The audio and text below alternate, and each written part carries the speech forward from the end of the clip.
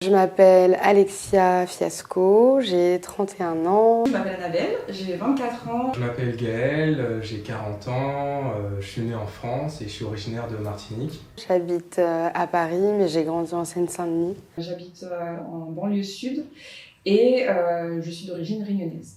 Je suis né à Ivry-sur-Seine et j'ai fait pas mal d'allers-retours entre Trinité, Ivry et Grigny. Et je suis d'origine capverdienne. Enfin, mon père est du Cap-Vert, ma mère est guadeloupéenne et française de métropole. Je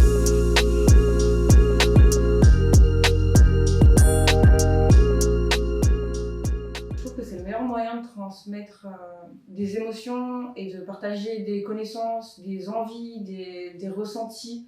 La vidéo, on peut pas, entre guillemets, se cacher derrière. Il y a la voix, il y a le physique, c'est nous, quoi. On est visible et je pense que c'est ça qui nous plaît. On a vraiment l'impression d'être, les autres ont l'impression d'être en face de nous, quoi. Partir des histoires individuelles pour aborder des sujets universels, c'était super important, notamment en termes de sensibilisation, en termes d'identification à certains sujets, notamment pour toucher des personnes qui ne sont pas concernées par ces sujets-là, ce qui était quand même à l'époque beaucoup plus mon but qu'aujourd'hui. Ça fonctionne beaucoup plus, quoi. Ce que j'aime photographier, c'est j'aime les chaos dans la nature en fait.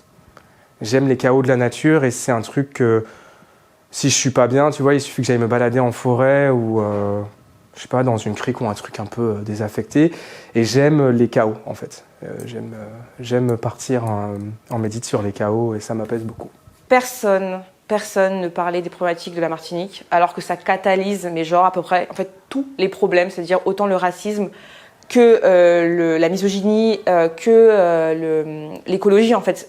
Parler de la Martinique et de tout ce qui se passe en Martinique, c'est parler de tous les problèmes, c'est vraiment l'intersection. Tu parles de ça, normalement, tu as tout compris. C'est ça l'enjeu, c'est l'investissement en fait, émotionnel où tu sens qu'en fait, tu peux pas te décrocher de ce qui se passe, quoi. Déjà, j'avais ma caméra.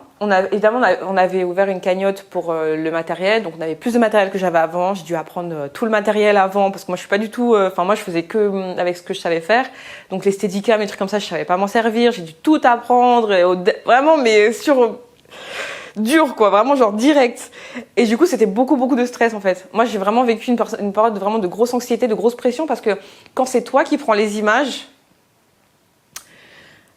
La pression, elle est forte parce que dire si tu filmes pas bien, si tu filmes pas correctement, si t'as pas pris le son correctement, si t'es pas concentré, si t'avais pas bien ta caméra, si tu oublies tu mets tout le monde dans la merde. Et les gens, ils ont des attentes, à la fois les gens avec qui tu bosses et à la fois les gens en fait qui ont envie de parler. Je pense qu'il y a quelques années, j'ai pris conscience vraiment de ce que je pouvais animer en termes de ressenti chez les autres. Dans mon pays d'origine, au Cap-Vert ou au Sénégal, qui est le pays que j'ai fait juste après, être allée au Cap-Vert pour la première fois, non, c'est super compliqué parce qu'en fait c'est un objet qui représente tout simplement le tourisme déjà, donc le voyeurisme, dont l'exotisation.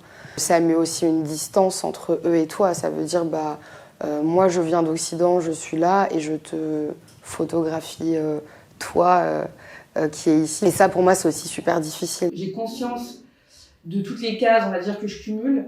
Et donc, du coup, j'ai aussi conscience de toutes les personnes que je peux toucher, de toutes les personnes que je peux aider, de toutes les personnes qui peuvent se reconnaître en moi, et donc de toutes les personnes à qui je peux parler, quoi. Tu sais, il y a un moment donné où tu t'intéresses beaucoup à toi et ce qui te constitue, à tes racines, à ta racine plutôt. Quand tu t'intéresses à toi, forcément dans ta photo, ça se redéverse aussi à un moment donné. Sur ce vecteur-là, j'ai vraiment poussé le volume quoi, sur ça.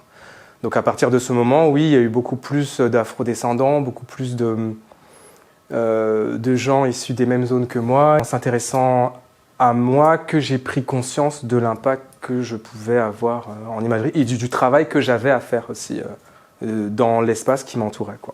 Et du coup, c'est aussi pour ça que moi j'ai un processus photographique qui est extrêmement lent, au plus grand désarroi de ma galeriste qui a la galerie Number 8 et que je remercie beaucoup pour son soutien. Qui est une galeriste noire aussi, donc je le place parce que c'est important, parce qu'il n'y en a pas beaucoup, et qui me fait beaucoup confiance, mais c'est vrai que je suis très lente dans mon processus de création. Il faut prendre conscience de ce que représente cet objet aussi, que quand on le sort, quand tu es au bled, et en fait d'un coup tu as tout le monde qui te regarde, parce que Un appareil photo, aujourd'hui, ça pourrait juste être mon téléphone portable, en fait. Et je pourrais être discrète pour le faire. Mais l'amour de la photographie fait que j'ai aussi ce gros objet qui prend plein de place et qui fait du bruit quand ça fait clic. Et du coup, c'est important pour moi, en tout cas quand je suis dans des pays notamment qui ne sont pas les miens, ou en tout cas pas le pays dans lequel j'ai grandi, tu vois. Donc là, j'inclus aussi le Cap-Vert, ça pourrait être la Guadeloupe et tous les autres pays. Pour moi, c'est important de conscientiser ça.